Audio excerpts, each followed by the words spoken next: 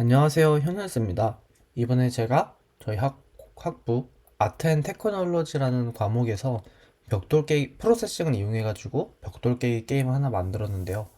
원래는 이 제출만 하고 끝내려고 했는데 뭐 만들고 나고 보니까 뭔가 그냥 제출만 하기에는 좀 아까워가지고 이에 대해서 영상을 만들게 되었습니다. 먼저 게임은 대충 이런 식입니다. 이렇게 공이 있고 이렇게 여러 가지 아이템이 있는데요. 이렇게 해서 이거 같은 경우는 공을 특정 위치로 쏠 수 있는 아이템이고요. 그 다음에 마인크래프트 TNT가 있는 이 블록 같은 경우는 클릭했을 때 주변에 블록들이 터지는 그런 아이템 블록입니다. 그리고 지금 이 노란색 블록을 먹었을 때 이렇게 공이 노란색으로 바뀌게 되는데요. 이거를 내부적으로는 갓볼이라고 부르고, 이제 충돌 판정을 무시하고 다른 아이템이나 공들을 먹을 수 있게 블록 충돌 판정을 무시하고 그다음에 그 움직일 수 있게 만들어줍니다. 그다음에 아까 전에 공 두 개가 있던 아이템이 있었는데요. 그 아이템은 공을 단순하게 하나 추가해주는 아이템입니다.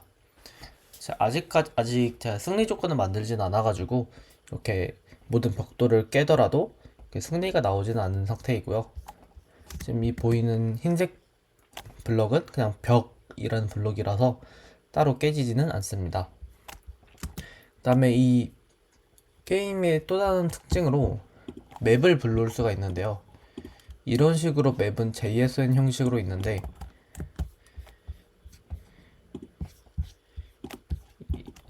이 상태에서 클립보드에 복사하고 F를 누르면 맵을 로드할 수가 있습니다.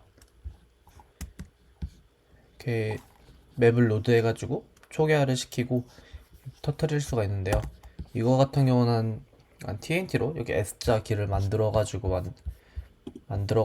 완성을 했고, 이거 같은 경우는 맵 파일로는 잘 안 보이지만 이걸 실제로 로드하면 이렇게 TNT로 크리퍼 얼굴을 만든 걸로 볼 수 있습니다. 그래서 이렇게 되어 있는 게 게임의 끝이고요. 모든 공이 사라지면 이렇게 게임 오버랑 스코어가 뜨면서 새로 시작할 건지 물어보는 창이 뜨게 됩니다.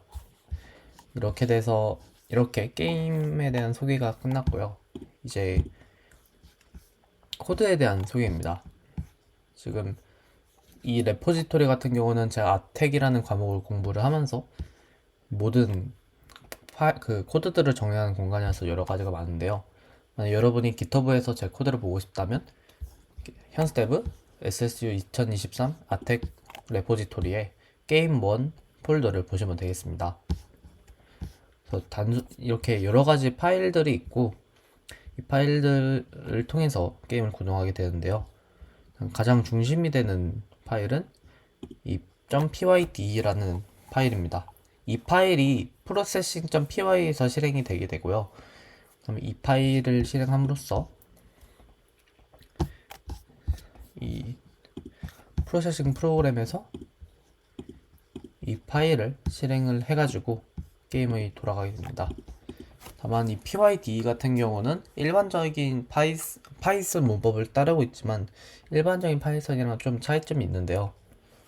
그래서 파이썬 같은 경우는 위에서 한번 실행되고 끝이지만, 이 프로세싱 PY 같은 경우는 이 셋업, 드로우, 마우스 프레스트, 키 프레스트 같은 여러 가지 미리 정해진 메소드 함수가 있고, 이 함수들이 각자 역할을 가지고 있습니다.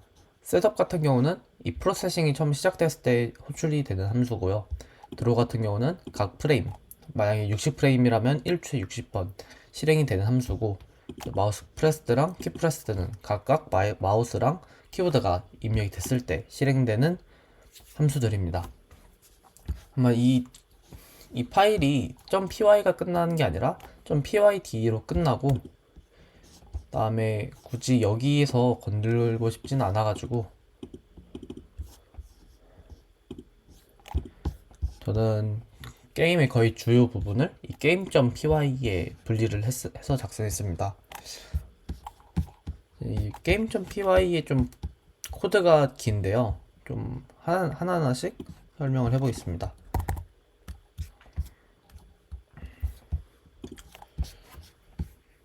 일단은 game.py 같은 모든 클래스에는 이런 아톰이라는 클래스를 상속을 받게 되는데요. 이 아톰이라는 클래스는 게임뿐만 아니라 화면 내에 존재하는 또는 유저의 게임에 영향을 미치는 거의 모든 요소에 이 아톰을 상속하게 되어 있습니다.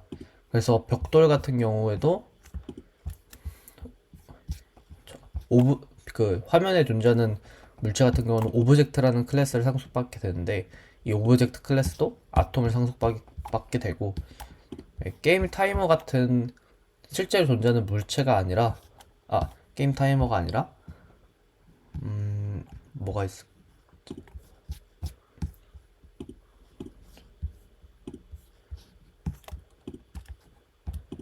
네, 사실 아톰밖에 없네요. 아톰을 상속받는 게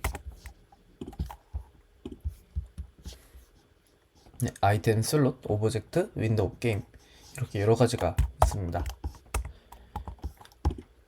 이 아톰 클래스에 대해서 먼저 소개를 드릴 건데요. 이 아톰 클래스는 이 게임이 할 수 있는 가장 기초적인 단위 또는 가장 기본적인 단위라고 보시면 될 것 같습니다. 즉 게임에 영향을 미치는 게임에 영향이 미치는 요소라면 다 아톰을 받게 되는데요. 이 아톰의 역할은 게임이라는 전혀 컨텍스트를 제공하고, 그다음에 이벤트 리스너를 등록할 수 있고, 그다음에 타임아웃이라는 함수를 실행할 수 있게 만드는 거라고 보시면 되겠습니다. 이 이벤트 리스너 같은 경우는 자바스크립트의 그 이벤트 리스너랑 거의 비슷한 역할인데요. 이제 타입과 콜백 함수를 등록을 해놓고 해당 이벤트가 발생했을 때 해당 타입에 맞춰 콜백 함수를 실행하는 그런 기능입니다. 그래서 이벤트를 등록하고 이벤트를 발생시킬 수도 있고요. 그 다음에 이벤트를 제거할 수도 있습니다. set timeout도 자바스크립트의 그 set timeout과 동일한데요. 다만 파이썬은 동기적으로 움직이고 자바스크립트처럼 이벤트 루프를 사용하지 않기 때문에 이렇게 따로 구현을 하게 되었습니다. 그 다음에 이 아톰 클래스에서 클래스 멤버로 가지고 있는 이 게임인데요. 이 게임 같은 경우는 아까 전에 봤던 게임 py를 가지게 됩니다. 이 게임 클래스도 아톰을 상속받고 있는데요. 이때 이 아톰의 셀프에 게임을 자기 게임의 인스턴스로 이렇게 설정을 합니다. 이렇게 되면 아톰에서 만약에 이 게임이 있다면 이렇게 아톰 게임은 게임, 그러면 셀프 게임은 아톰 게임이 하게 되는데요.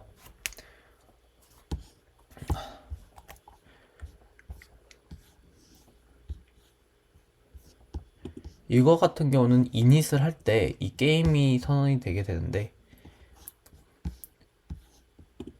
이 게임에서 셀프 이닛 할 때 이닛 여기다가 이 셀프가 이 게임 오브젝트 자신입니다. 그러니까 즉 게임의 인스턴스인데요. 이거를 여기다가 넣음으로써 이 셀프.점 게임에 자기 인스턴스가 들어갈 수 있게 만들어 주는 겁니다. 이를 통해서 셀프 게임 인스턴스를 글로벌 컨텍스트처럼 사용을 할 수 있도록 만들었습니다.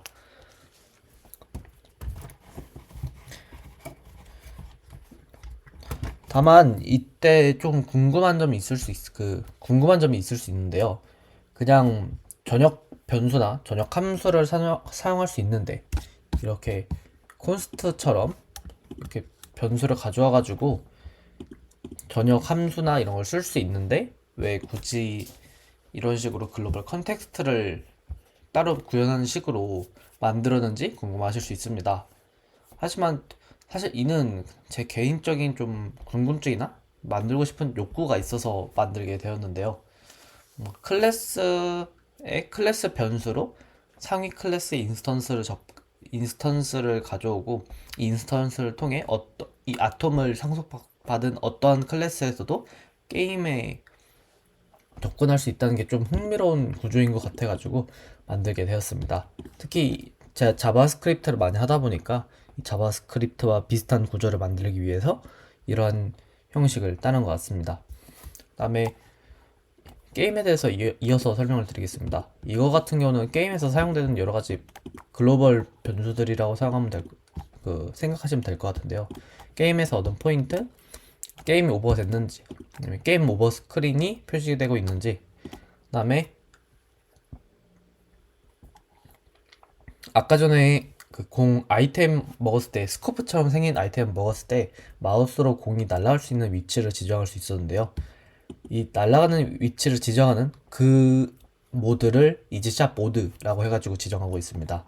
그다음에 스페이스 바를 눌렀을 때 혹은 맵을 불러왔을 때 일시 정지를 할 수 있는데요. 이때를 위해서 이지펄스라는 이제 전 변수가 있고, 그 다음에 게임 타이머라는 그 클래스가 있는데요. 이 게임 타이머 같은 경우는 이제 set 타임아웃이랑 클리어 타임아웃을 이제 실제로 구현하는 역할을 맡은 클래스입니다. 그래가지고 틱 같은 경우는 각 프레임마다 한 번씩 소출이 돼가지고 이제 set 타임아웃의 실제 구현을 하는 그런 역할을 하는데요.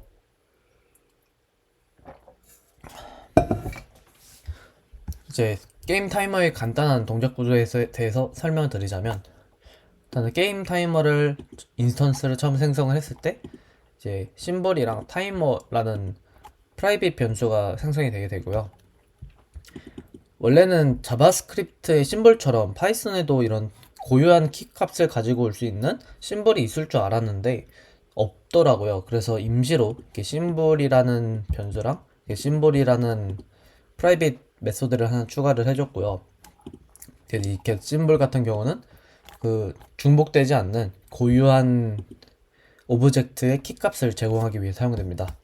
그 다음에 setTimeout이 본격적으로 이제 타이머를 구현하는 역할을 맡는데요. 콜백 함수랑 딜레이를 그 매개 변수로 인자로 받는데 이제 심볼을 하나 가져오고 실제로 이 콜백 함수가 실행될 절대적인 시간을 가져옵니다.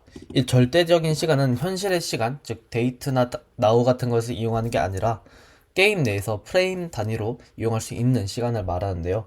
게임 같은 경우는 이제 드로우 함수에 의해서 1초에 60번씩 실행이 되고 있는 컴퓨터 성능에 따라서 달라질 수 있기 때문에 실제 현실의 시간이 아니라 프레임을 이용한 시간을 이용하기로 했습니다. 그래서 프레임 레이트 같은 경우는 1초에 몇 번 프레임이 지나갈 건지에 대한 건데요. 1초에 60번 해가지고 프레임 카운트 같은 경우는 현재 프레임이 얼마나 지나가는지, 즉 현재 시간을 의미하는 변수고, 여기다가 딜레이를 넣어가지고 실제 이 함수가 실행된 시간을 가져왔습니다. 그래서 이 셀프 타이머 오브젝트 딕셔너리에 심볼 키를 가진 곳에 이렇게 타임, 언제 실행될지 담은 타임과 콜백, 그 다음에 이지 인터벌이라는 키를 가진 그 딕셔너리를 추가하게 됩니다. 이지 인터벌 같은 경우는 아직 사용되지는 않는 속성인데요.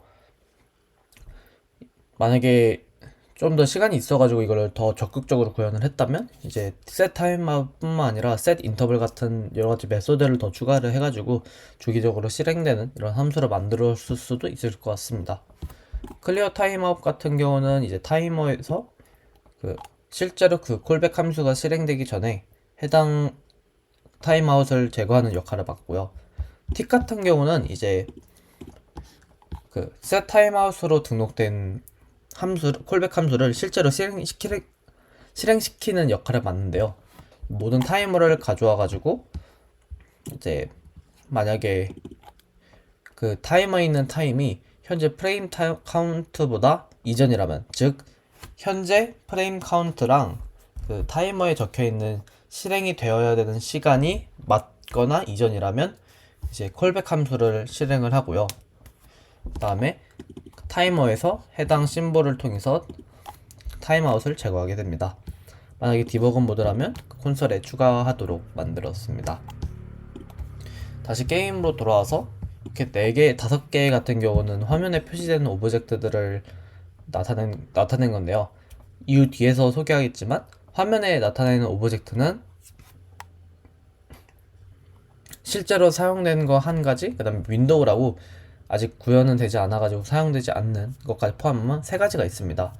하지만 볼스랑 바랑, 공이랑 바 같은 경우는 좀 따로 분리해서 처리하고 있는데요. 이거 같은 경우는 뒤에서 자세히 말씀드리도록 하겠습니다.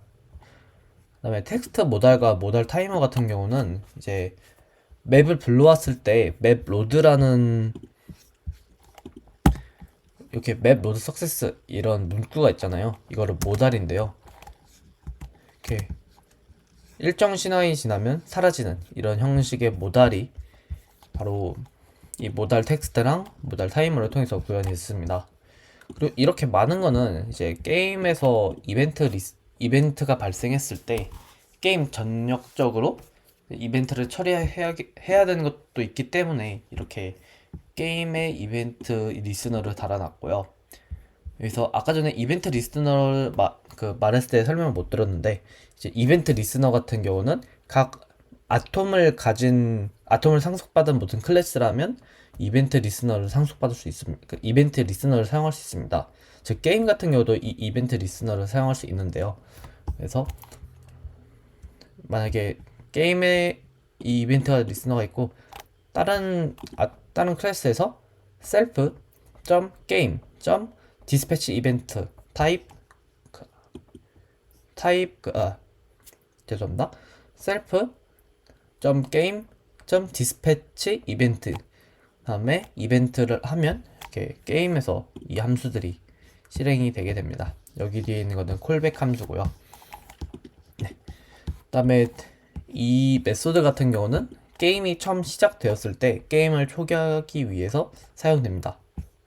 이거 같은 경우는 아까 전에 봤던 game.pyd에서 셋업에서 게임 이닛 이렇게 호출이 되게 되고요. 또는 게임이 종료되고 재시작했을 때도 이 메소드가 실행이 되게 됩니다. 이 df draw 같은 경우는 각 프레임마다 즉 1초에 60번 실행되는 함수인데요. 그래서 만약에 일시정지가 아니면서 샷모드가 아니라면 게임 타이머를 틱하고 그다음에 무브랑 CALC 그다음에 드로우 프레임 이렇게를 실행하게 되었는데요.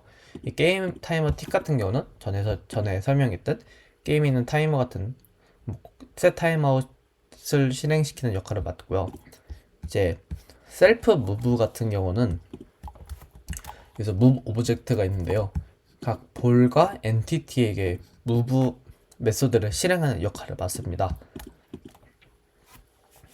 볼, 엔티티, 바 이렇게 무브가 실행되는 거를 이 무브 함수 메소드가 책임이 지게 되는데요. 이 무브 같은 경우는 다른 엔티티나 블록과 상호작용하지 않고 그냥 스스로 정해진 가속도나 여러 가지 요인에 의해서 스스로 움직이는 것을 이 무브에서 처리가 되게 됩니다. 각 무브에 대해서는 각 오브젝트를 설명할 때 다시 설명드리도록 하겠습니다.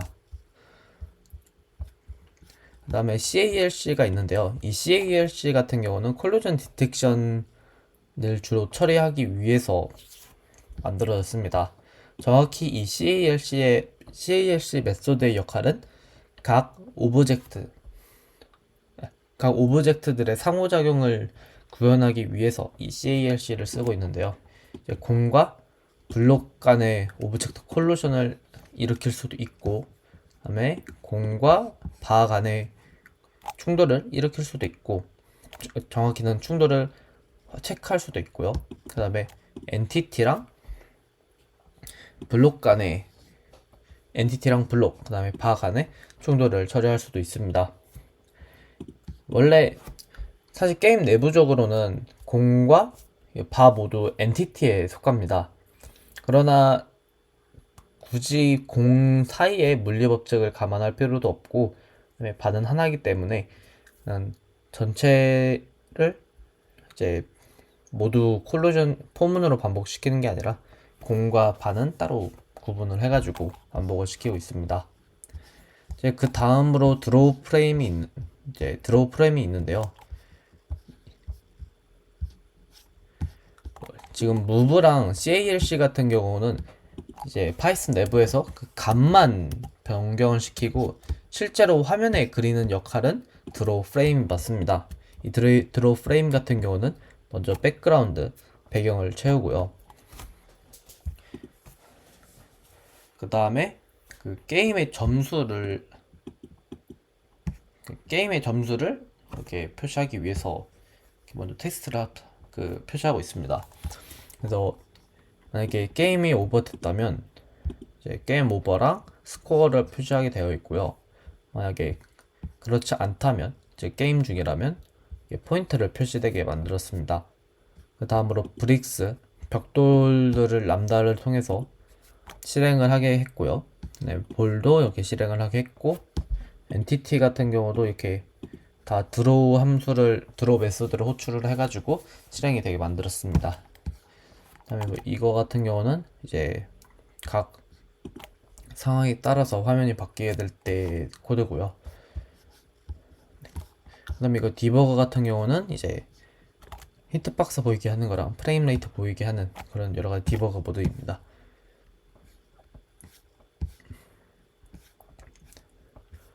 그 다음에 이쪽 부분은 좀 유틸리티 메소드 같은 건데요.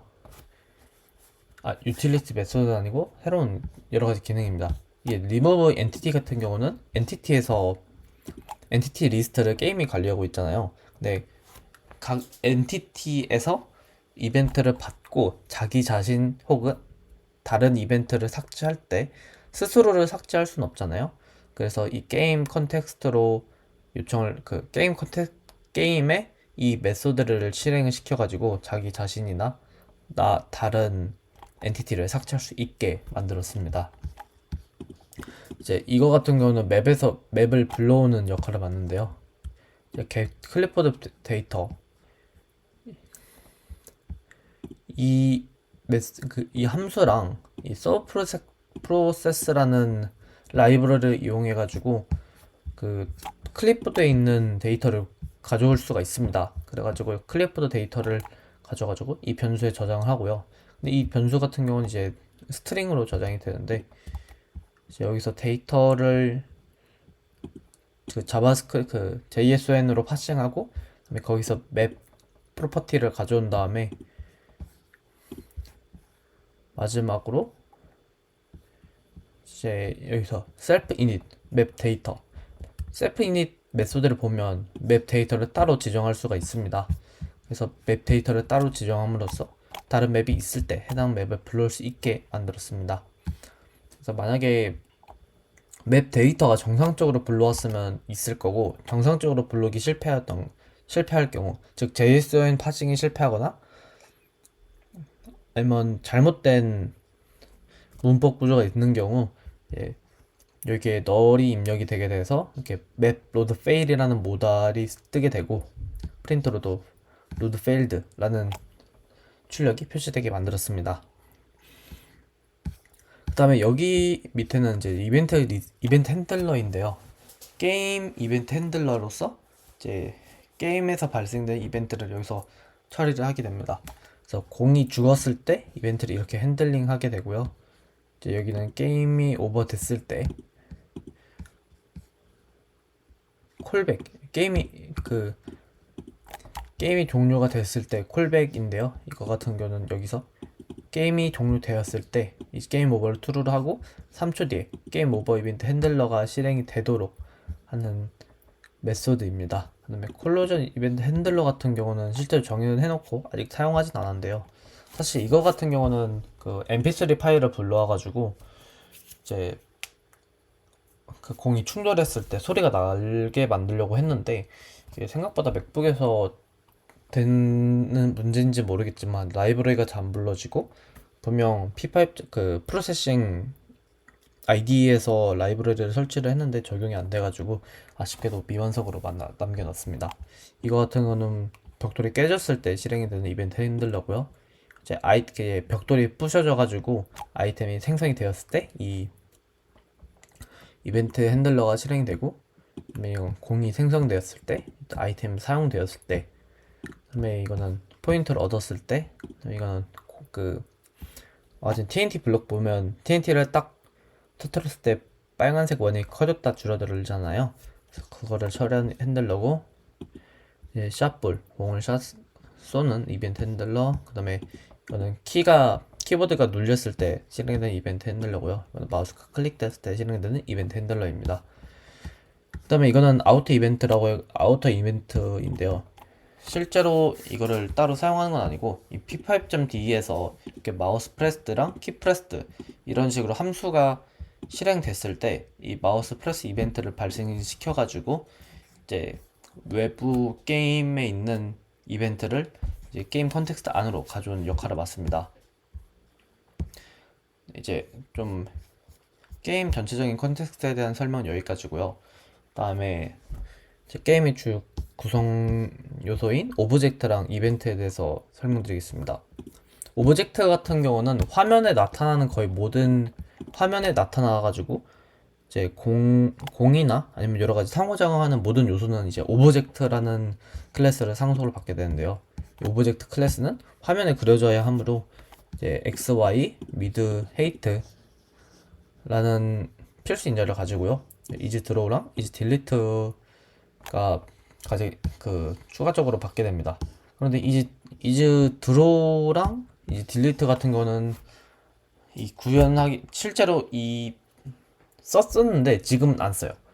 왜냐면 예전에는 이즈 딜리티드로 이 마킹을 해놓으면 이제 각 프레임이 끝났을 때 이 마킹된 엔티티들을 삭제하는 그런 절차가 있었는데 지금은 그냥 이벤트 시스템을 도입을 해가지고 굳이 마킹을 해가지고 폰문을 돌릴 필요가 없어져가지고 현재는 사용하지 않습니다. 그러면 제가 왜 남겨놨는지는 모르겠어요.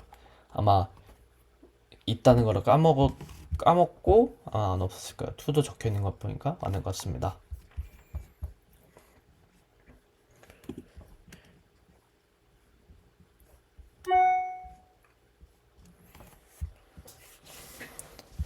다음 이제 콜로전이라는데요. 이거 같은 경우는 인스턴스 메소드가 아니라 클래스 메소드라고 해가지고 정적 메소드랑 비슷한 거라고 알고 있습니다. 사실 저도 파이썬 많이 한 적은 아니어가지고 자세히는 더 알아봐야 되긴 하는데요. 그다음에 게임 이제 원래는 아톰을 상속받아가지고 아톰 인스턴스를 이용해서 게임 컨텍스트를 가져올 수 있는데 이제 클래스 메소드 같은 경우는 그게 안 되니까 게임을 따로 받고요. 아마 cls.game로 접근하면 될 수도 있을 것 같아요. 근데 제가 테스트를 해보진 않아가지고 그거는 잘 모르겠습니다. 그 다음에 첫 번째 오브젝트랑 두 번째 오브젝트 이렇게 두 개의 오브젝트를 인저를 받고요. 만약에 첫 번째랑 콜로전 같은 경우는 두 오브젝트가 실제로 충돌했는지를 감지하는 그런 메소드이기 때문에 만약에 둘 중 하나가 오브젝트가 아니라면 이렇게 거부를 하게 됩니다. 그다음에 이 콜로전 같은 경우는 이제 실제로 충돌을 계산하는 건데요. 히트박스를 가져오고 충돌했는지 가져와가지고 충돌했으면 true, 아니었으면 false 이렇게 해서 가져오게 됩니다. 만약에 충돌하지 않았다면 그냥 리턴을 해가지고 종료시켜버리고요. 다음에 만약에 충돌을 했다면 이제 충돌 방향이 있을 거 아니에요? 그다음에 실제로 이런 거를 통해서 충돌 방향을 가져오게 되고요. 이 충돌 방향을 담은 콜루전 이벤트라는 새로운 인스턴스를 생성을 해가지고 각 오브젝트와 게임에다가 디스패치 이벤트를 통해서 이벤트를 만들게 됩니다.